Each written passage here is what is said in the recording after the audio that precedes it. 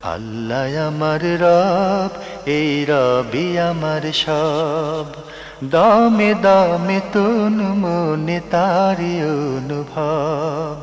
তোমার দুনিয়াতে আমি যেদিকে তাকাই, অথই নিয়ামতে ডুবে আছি সবাই। পাক পাখালির গানে শুনি তসবিহ কালো রব, তসবিহ কালো রব। আল্লাহ আমার রব, এই রবি আমার সব। আসসালামু আলাইকুম, আলহামদুলিল্লাহ, আসসালাতু ওয়াসসালামু আলা রাসূলিল্লাহ। প্রিয় দর্শক, আপনারা যারা দেশে আছেন প্রবাসে, সবাইকে জানাই অনেক অনেক প্রীতি ও শুভেচ্ছা। শুরু হলো এনটিভি আয়োজিত এবং লাভ হলো নিবেদিত অনুষ্ঠান আপনার জিজ্ঞাসা। আপনাদের সাথে আছি আমি জেনুল আবেদিন আজাদ। আর আজকে আমাদের মাঝে অতিথি হিসেবে উপস্থিত আছেন বিশিষ্ট আলেম ডক্টর মোহাম্মদ সাইফুল্লাহ। আসসালামু আলাইকুম ওয়া রাহমাতুল্লাহি ওয়া বারাকাতুহু। প্রিয় দর্শক, চলুন তাহলে জিজ্ঞাসার জগতে। শুরুতে একটি ইমেল পাঠিয়েছেন মুস্তাক আহমেদ, সৌদি আরবের তায়েব থেকে ইমেলটি করেছেন। লিখেছেন, তাবিজ ব্যবহার করা যে শিরক, এটা যদি কেউ না জেনে থাকে এবং তাবিজ ব্যবহার করা অবস্থায় মৃত্যুবরণ করেন, তাহলে তার পরিণতি কি হবে? ধন্যবাদ আপনাকে, খুবই গুরুত্বপূর্ণ একটি প্রশ্ন করেছেন। তাবিজ ব্যবহার করা যায় শিরক, এটা যদি কেউ না জেনে থাকেন, তিনি যদি তাবিজ ব্যবহার করা অবস্থায় মৃত্যুবরণ করেন, তাহলে তার হুকুম কী হবে? না জানার কারণে তার এই কাজটি কবিরা গুনাহ হবে, যেহেতু তিনি শিরকের হুকুম জানেন না। ফলে কবিরা গুনাহকারী ব্যক্তি কিয়ামতের দিন ফি মাশিয়াতিল্লাহ, আল্লাহর ইচ্ছার মধ্যে থাকবে। আল্লাহ রাব্বুল আলামিন ইচ্ছা করলে তাকে ক্ষমা করে দিতে পারেন, ইচ্ছা করলে আল্লাহ সুবহানাহু ওয়া তাআলা তাকে এর জন্য শাস্তি দেবেন। বাকি এই ব্যক্তির জন্য যিনি তাবিজ ব্যবহার করা যে শিরক এটা জানেন না, জানতেনই না, তার জন্য দোয়া করা জায়েজ। তার জন্য দোয়া করা জায়েজ। যেমন কোনো ব্যক্তি যদি ইচ্ছাকৃতভাবে জেনে বুঝে শিরক করে থাকে, তার জন্য দোয়া করাও জায়েজ নেই। কিন্তু এই ব্যক্তি যিনি তাবিজ ব্যবহার করে মৃত্যুবরণ করেছেন বা তাবিজের উপরেই মৃত্যুবরণ করেছেন, কিন্তু তার জানা ছিল না যে তাবিজ ব্যবহার করা শিরক, ভয়ঙ্কর অপরাধ, তাহলে এই অবস্থায় তার যদি মৃত্যু হয়, তার জন্য দোয়া করা জায়েজ রয়েছে। তার জন্য তার আত্মীয় স্বজন আছে, যারা পরিবার পরিজন যারা আছে, তারা তার জন্য দোয়া করতে পারবেন, এটা দোয়া করা তার জন্য জায়েজ রয়েছে। কিন্তু কিয়ামতের দিন যদি তিনি তওবা করে মৃত্যুবরণ করেন, তাহলে তিনি ক্ষমা পাবেন।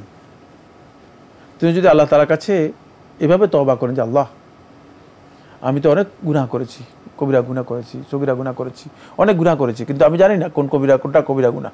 যেমন তার কাছে এটা কিন্তু কবিরা গুনাহ হিসেবে তিনি করেননি, তিনি কবিরা গুনাহ হিসেবে করেন নাই, কিন্তু এটা কবিরা গুনাহ। যদি তিনি আল্লাহ তাআলার কাছে এভাবে তওবা করেন যে, আল্লাহ, আমার অজানা অনেক হয়তো কবিরা গুনাহ হয়ে গিয়েছে, আমি হয়তো কবিরা গুনাহ যা না জেনেও করেছি, তাহলে আপনি আমাকে ক্ষমা করে দিন। যদি তিনি আল্লাহ তাআলার কাছে ক্ষমার জন্য তওবা করে থাকেন, আর আল্লাহ সুবহানাহু ওয়া তাআলা যদি তার তওবা কবুল করেন, তাহলে তিনি মাপ পেয়ে যাবেন, যেহেতু তিনি তওবা করেছেন। এখন আমরা তো আর কোনো ব্যক্তিকে জিজ্ঞেস করে বলতে পারবো না, ভাই আপনি তওবা করে মৃত্যুবরণ করেছেন না তওবা ছাড়া মৃত্যুবরণ করেছেন। আর দ্বিতীয়ত, যখন কোনো ব্যক্তি মৃত্যুবরণ করবে, মৃত্যুর সম্মুখীন হবে, তখন কে আছে, কার এই সুযোগ আছে যে জিজ্ঞেস করবে যে আপনি তওবা করছেন কিনা মৃত্যুর আগে? সেই সুযোগই নেই, সেই জবাব দেওয়ারই সুযোগ নেই। সুতরাং এই ফয়সালা আমাদের নিজেদের হাতে নেওয়ার কোনো সুযোগ নেই, এটা আল্লাহ তাআলার দিকে ন্যস্ত করতে হবে। আল্লাহ সুবহানাহু ওয়া তাআলার ইচ্ছাধীন তিনি থাকবেন। আর যদি তওবা করে থাকেন তো ক্ষমা পেয়ে যাবেন, আর যদি তওবা না করে থাকেন, আল্লাহ সুবহানাহু ওয়া তাআলা যদি আল্লাহর বান্দার অন্য আমলগুলোকে আল্লাহ রাব্বুল আলামিন পছন্দ করেন, তার যদি অন্য কোনো ভালো আমল থাকে যে আমলগুলো আল্লাহ তাআলার কাছে অনেক পছন্দের, আল্লাহ সুবহানাহু ওয়া তাআলা হয়তো তার এই গুনাহটুকুকে আল্লাহ রাব্বুল আলামিন ক্ষমা করে দেবেন এবং ক্ষমা করে তাকে জান্নাত দিবেন। এটা আল্লাহ তাআলা মহত্বের বিষয়, আল্লাহ তাআলার ফজিলতের মর্যাদার অনুগ্রহের বিষয়। যাকে অনুগ্রহ করবেন তিনি তাকে ক্ষমা করে দেবেন। কিন্তু যদি আল্লাহ সুবহানাহু ওয়া তাআলা ক্ষমা না করে শাস্তি দেন, সেটাও আল্লাহ তাআলার আদল, ইনসাফ, জাস্টিস। খুবই গুরুত্বপূর্ণ বিষয়ে অবগত হলাম। প্রিয় দর্শক, আরও একটি ইমেল পাঠিয়েছেন কুমিল্লা থেকে মোহাম্মদ আনোয়ার হোসেন। লিখেছেন, এশার নামাজের পর ঘুমানোর আগে বিছানায় 3 বার আয়াতুল কুরসি পড়া সুন্নাত। এখন জন্ম সনদ দিয়ে খোলো বিকাশ স্টুডেন্ট অ্যাকাউন্ট, নিজের বিকাশ নিজে কর। এ বিষয়ে সংক্ষেপে আলোচনা করে বুঝিয়ে দিলে ভালো হয়। শাইখের কাছে জানতে চাই, এই বক্তব্য কি সঠিক? না, এই মর্মে সহি কোনো হাদিস সাব্যস্ত হয়নি। শুধু আয়াতুল কুরসি একবার পড়ার কথা এসেছে, তিনবার নয়, শুধু একবার পড়লেই যথেষ্ট।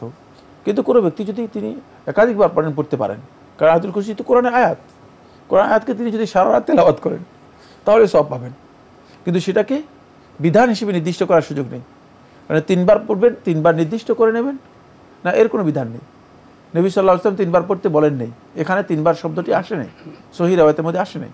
সুতরাং যেহেতু সহি রাওয়ায়াতের মধ্যে তিনবার আসে নাই, তিনবার আপনি পড়বেন না। কিন্তু আপনি যদি একবার পড়ার পরে দেখেন যে না সময় আছে, ঘুম আসে না, আল্লাহর কালাম বারবার তেলাওয়াত করেন, দুইবার তেলাওয়াত করেন, চারবার তেলাওয়াত করেন, তিনবার তেলাওয়াত করেন, পাঁচবার করেন, করতে পারেন, কোনো অসুবিধা নেই, এতে আপনি অবশ্যই সওয়াব পাবেন। কিন্তু সেটাকে নির্দিষ্ট সংখ্যার মধ্যে বিধানে নির্ধারণ করে নেওয়া, বিধানে পরিণত করা, এটি সুন্নাহ সম্মত নয়।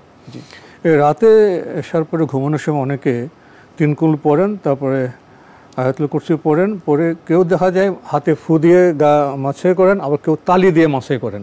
না, তালি নয়, পড়ে ফু দিবে, হাতে ফু দিবে এমন যে যাতে বাতাস বের হয়, তারপরে সেটা দিয়ে যতটুকু সম্ভব পুরা শরীরে মুছবেন, এটা হচ্ছে সুন্নাহ। তালিটা তাহলে এটা না, তালি নয়, তালি মানে এভাবে তালি না, এভাবে তালি নয়। আমরা জানলাম বিষয়টি সম্পর্কে। প্রিয় দর্শক, আরও একটি ইমেল পাঠিয়েছেন, আনার লিখেছেন, আমাকে কেউ বলল, আন্টি আপনি কি আমার উপর ভরসা করেন না? আমি বললাম 100% ভরসা করি। এইভাবে কি আমার কথায় শিরক হয়ে গেল? আল্লাহর উপর ভরসা আর মানুষের উপর ভরসা তো এক নয়। আমি তো দুনিয়ার কাজকর্মে মানুষের সাথে মানুষের তুলনা দেখাতে ভরসার কথা বলেছি, তবুও ভয় হয়, এভাবে বললেও কি আল্লাহ নারাজ হবেন? ধন্যবাদ। ভরসা শব্দ আসলে যদি আপনি বলেছেন যে মানুষের জন্য এক ধরনের অর্থ বহন করে আর আল্লাহর ক্ষেত্রে আরেক ধরনের অর্থ বহন করে থাকে, এটা সঠিক বলেছেন আপনি। কিন্তু 100% ভরসা করি এই বক্তব্যের মধ্যে শিরক রয়ে গিয়েছে, মানে এই বক্তব্যের মধ্যে শিরক রয়ে গিয়েছে। যেহেতু কোনো ব্যক্তি যখন আপনাকে বলবে যে আপনি কি আল্লাহ আমার উপর ভরসা করেন না, তখন আপনি বলবেন যে হ্যাঁ, আপনার উপর যতটুকু ভরসা করা যায়, এটা হলো আস্থার বিষয়, যতটুকু ভরসা করা যায় ততটুকু ভরসা করতে পারবো। কিন্তু যদি আপনি বলেন যে 100% ভরসা করে থাকেন, তাহলে আপনি আল্লাহ সুবহানাহু ওয়া তাআলার উপর যে ভরসার বিষয়টি আছে, তাওয়াক্কুল আলাল্লাহ, যেটা ঈমানদার ব্যক্তিদের ঈমানের দাবি, সেটা আপনি আসলে কতটুকু করলেন? ফলে এটি শিরকে আসগর হবে, কারণ এটা শিরকের দিকে নিয়ে যেতে পারে। এই কাজটি 100% বলা, 100% বলে এটা শিরকের দিকে নিয়ে যেতে পারে, যে আপনি আল্লাহ তাআলার উপর ভরসাকে বাদ দিয়ে বান্দার উপর ভরসা করছেন, শতভাগ ভরসা করছেন। সুতরাং এই ধরনের কথা যদি কেউ বলে থাকেন, তিনি আল্লাহ রাব্বুল আলামিনের কাছে তওবা করবেন, কোনো সন্দেহ নেই এটা শিরকে আসগর হবে, কোনো সন্দেহ নেই এটা শিরকে আসগর হবে। যদিও শব্দের দিক থেকে, মানে প্রয়োগের দিক থেকে পার্থক্য রয়েছে, কারণ এই শব্দের এই মিনিংটা এদিকে ইঙ্গিত করে যে আল্লাহ তাআলার উপর যে ভরসা আছে সেটাকে আপনি অনেকটা উপেক্ষা করছেন, অথবা ইগনোর করছেন, অথবা তুচ্ছ করছেন। এই কারণেই সেটা শিরক, মানে এক প্রকারের শিরকে চলে যাবে। আপনি দেখুন, রাসূলুল্লাহ সাল্লাল্লাহু আলাইহি ওয়াসাল্লামের কাছে এক বেদুইন ব্যক্তি আসলেন, তখন আল্লাহ নবী সাল্লাল্লাহু আলাইহি ওয়াসাল্লামকে তিনি বললেন, মা শা আল্লাহু ওয়া মা শিত, আল্লাহ তাআলা যেটা চান আর আপনি যেটা চান সেটাই করব। চাওয়া তো আল্লাহর চাওয়া আর রাসূলের চাওয়া তো এক নয়। রাসূলুল্লাহ সাল্লাল্লাহু আলাইহি ওয়াসাল্লাম সাথে সাথে বললেন, আজআলতানি লিল্লাহি নিদ্দান, তুমি কি আমাকে আল্লাহ তাআলার সমকক্ষ বানিয়ে দিলা?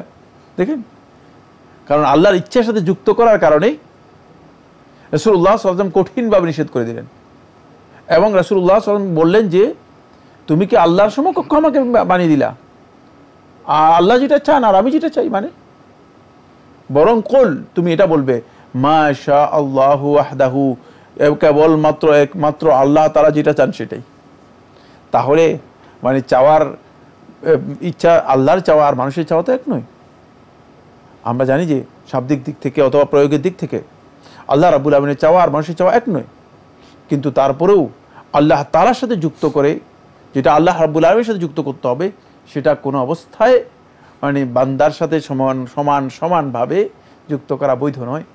তাহলে এটা শিরকে আসগর হবে। যেহেতু তাওয়াক্কুল এটি আল্লাহ রাব্বুল আলামিনের ইবাদতের অন্তর্ভুক্ত, সুতরাং তাওয়াক্কুলের কোনো একটি পোর্শনও যদি কোনো ব্যক্তির দিকে সম্পৃক্ত করতে হয় তাহলে সেটা সুনির্দিষ্ট কারণ মানে স্পষ্ট থাকতে হবে। কিন্তু আপনি যেখানে স্পষ্ট করেছেন যে 100% শতভাগ তাওয়াক্কুল ভরসা, মানে এই ধরনের চেতনা মানুষকে শিরকে আকবরের দিকে নিয়ে যেতে পারে, সুতরাং তওবা করতে হবে আপনাকে অবশ্যই, এবং আল্লাহ তাআলার কাছে ক্ষমা প্রার্থনা করতে হবে। কেউ যদি বলেন আমাকে কি বিশ্বাস করেন না, আমাকে ভরসা করেন না, তখন তো বলতেন যে হ্যাঁ ভরসা করি, সেটা ঠিক আছে। হ্যাঁ সেটা বলে মানে আপনাকে যতটুকু ভরসা করা আছে অবশ্যই করবো না কেন। বোন আনার, আমরা আপনার ইমেল পড়ছিলাম, আপনি আরও লিখেছেন বাবার বাড়ি যাওয়ার জন্য কি প্রত্যেকবার স্বামীর অনুমতি লাগবে? বিয়ের পর সব বিষয়ে স্বামীকে আনুগত্য করার সময় বাবার মত আর স্বামীর মত এক না হলে কাকে প্রাধান্য দিব?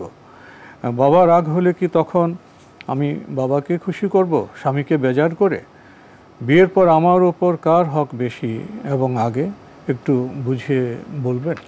অনেকগুলো প্রশ্ন, একটু মানে এভাবে আসি, একটা করে আসি যে বাবার বাড়ি যাওয়ার জন্য কি প্রত্যেকবার স্বামীর অনুমতি লাগবে? হ্যাঁ, প্রত্যেকবারই স্বামীর কাছ থেকে বলে নিতে হবে। আর এটা কোনো এমন কঠিন কাজ নয় যে মানে বিশাল কঠিন বিষয় হয়ে গিয়েছে। মানে স্বামী ঘরে আছে, আপনিও ঘরে আছেন, সুতরাং স্বামীকে বলে যেতে আপনার অসুবিধাটা কোথায়? এটা খুবই সিম্পল বিষয়। এবং যখনই শুধু বাপের বাড়ি নয়, যখনই কোথাও যাবেন তখনই আপনার জন্য ইসলামের দেয়া বিধান হচ্ছে আপনি অনুমতি নিয়ে বের হবেন।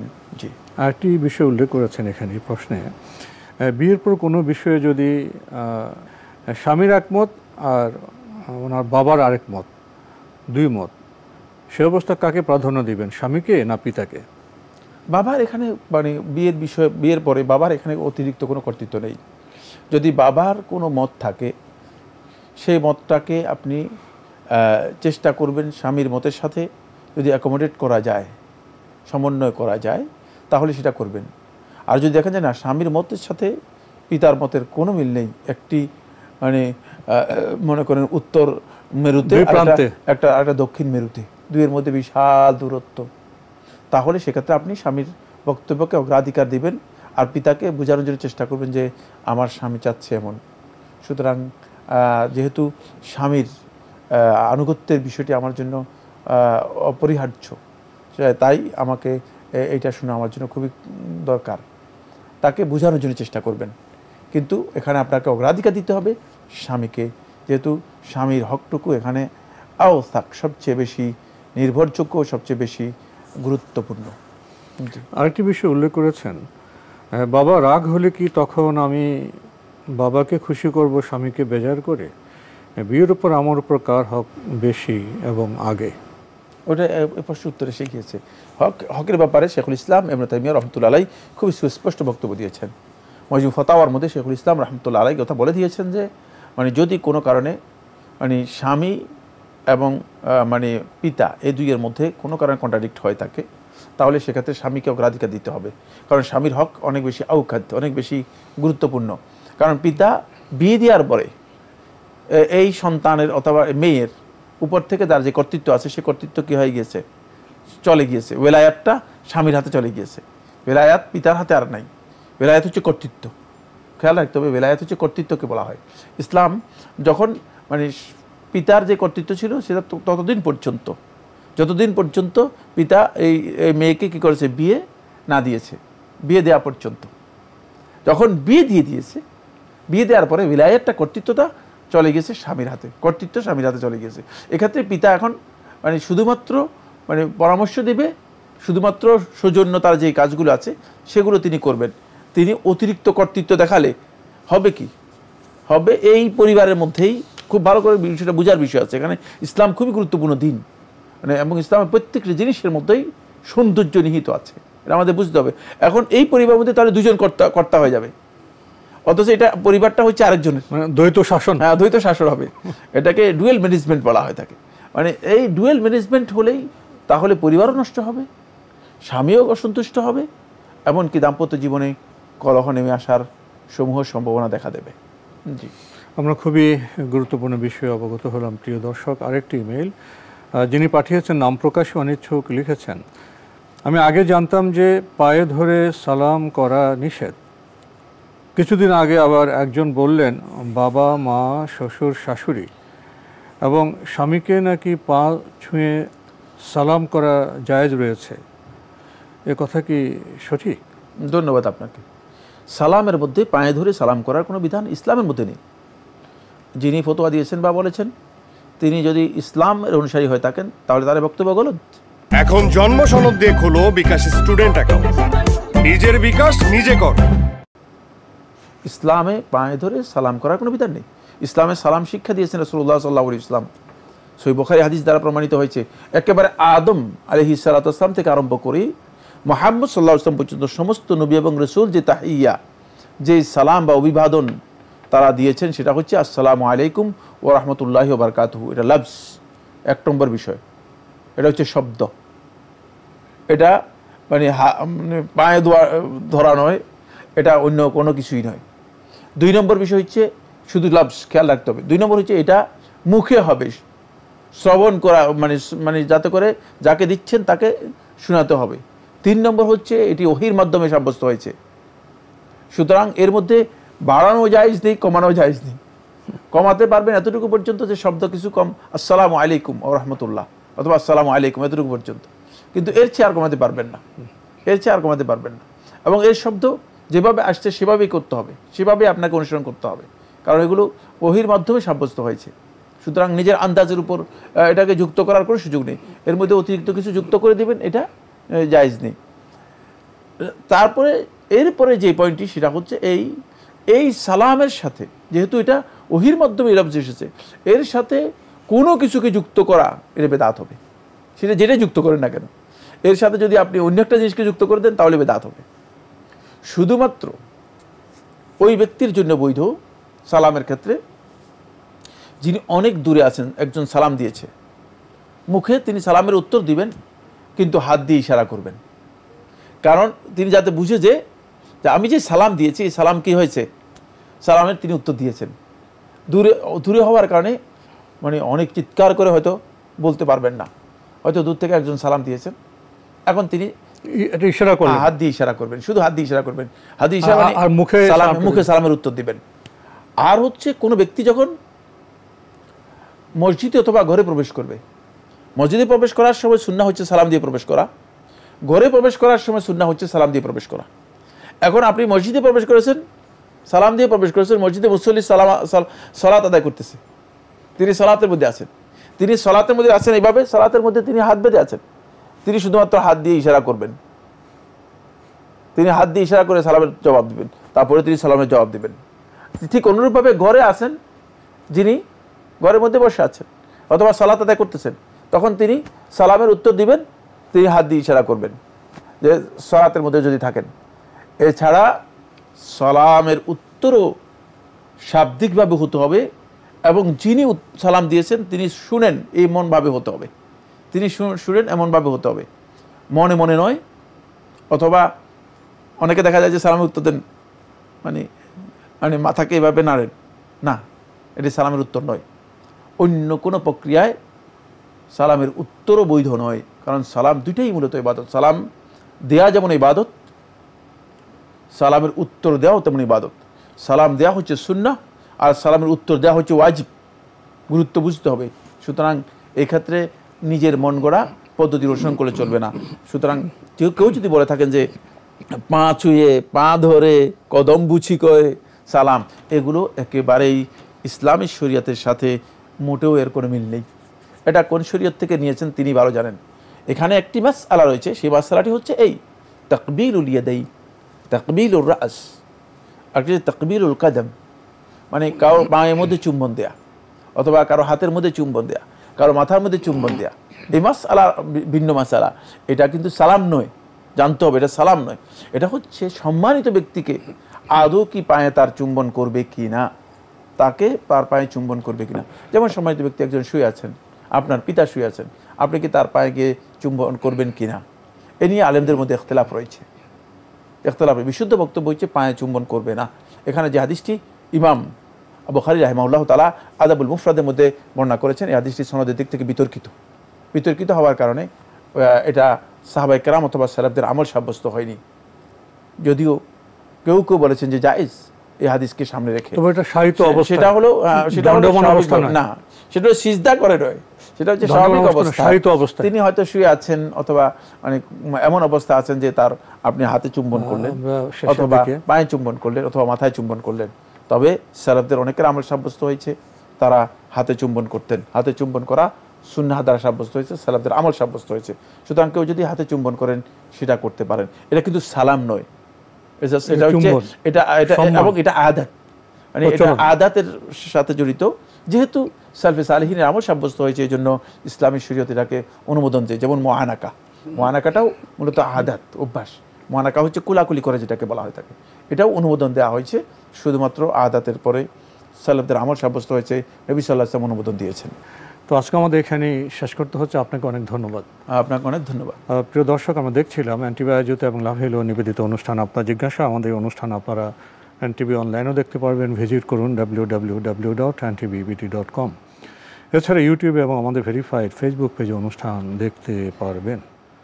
সালাম প্রসঙ্গে আমরা অনেকগুলো কথা শুনলাম এবং সালাম এবং চুম্বন প্রসঙ্গ যে পার্থক্য আছে সেটাও আমরা উপলব্ধি করলাম।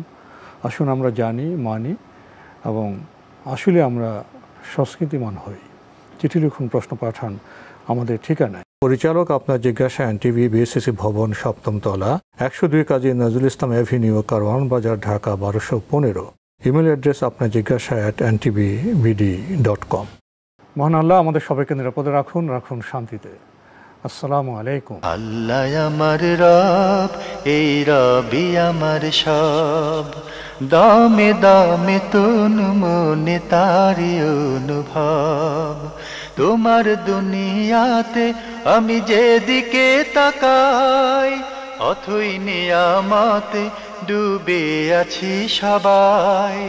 পাক পাখালির গানে শুনি তসবি কলো রব, তসবি কলো রব। আল্লাহ আমার রব, এই রবি আমার সব।